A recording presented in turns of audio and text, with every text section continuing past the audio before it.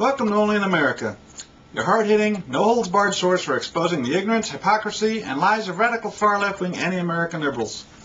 I'm your host, Mr. B. I originally created Only in America as an email newsletter to help expose the radical and often hidden liberal agenda, as well as to expose and combat media bias. After several years of publishing Only in America, I've decided it was time to try bringing Only in America to video via the internet. Only in America will not only work to combat liberal media bias, it will also provide you with entertaining and wacky but true stories that you'll find nowhere else but, you guessed it, only in America. In upcoming episodes, I'll bring you not only stories exposing the hypocrisy of the radical liberal community, but also stories of political correctness gone out of control, including zero-tolerance policies which go too far, environmental extremism, including the global warming scam, as well as stories of loony lawsuits and laughable but true laws throughout our great nation. So sit back and allow me a few minutes of your time as I present the premiere of Only in America, the video series. This week, Only in America exposes Senator and Democratic presidential candidate Joe Biden's so-called compassion for the Virginia Tech tragedy by blaming the GOP for the killings.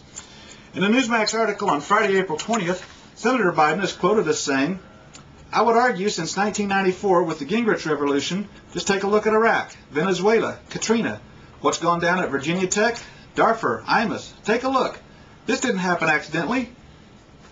So at a time when nations should be coming together in mourning, Senator Biden uses this opportunity to blame the GOP for pretty much every tragedy since the dawn of time, which only proves the radical liberals will use anything to try to smear conservatives.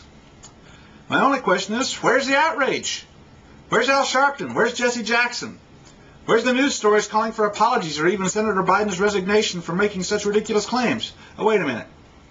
I forget the media gives liberals a free pass. This just proves it once again. Now, let's put the shoe on the other foot. Just let a Republican make the same comment. Then just sit back and watch the media have a field day with it. Any Republican who even dare to make such a comment would be run out of town by the public. Virginia Tech students, faculty, and parents should be livid with Senator Biden's comments. And this isn't the first time Biden's made such ridiculous claims. Last February, Biden questioned the credentials of Senator Obama. He's also a presidential candidate. Biden called him the first mainstream African-American who is articulate and bright and clean and a nice-looking guy. Now, this did make some media coverage, but it only lasted for a few days and it was gone. Now, just let a Republican make the same comment and watch the media feeding frenzy go on for weeks. Senator Biden's apparently had foot and mouth disease for some time, though, going back to a 2006 convention with an Indian American political activist where Biden stated, "In Delaware, the largest growth of population is Indian Americans moving from India. You cannot go to a 7-Eleven or a Dunkin' Donuts unless you have a slight Indian accent." And going back even further to Biden's first presidential bid in 1987, a New Hampshire voter questioned Biden's law school grades, only to be rebuked by Biden, who told him, "I think I probably have a much higher IQ than you do." Now, this is the party that cares? This is the party of compassion? By insulting everyone, even those in their own party?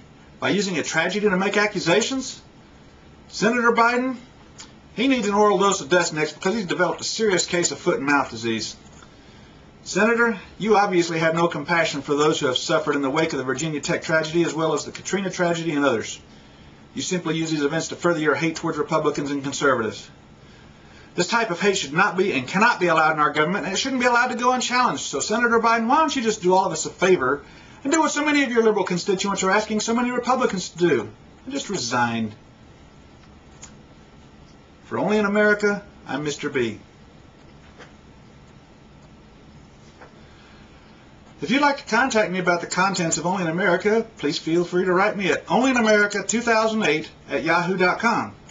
Conservative or liberal, you're welcome to write, and I assure you I'll read every mail that comes in, and I may actually read your email on an upcoming episode. And if you want to view my past email newsletters, visit my group at www.only-in-america.org.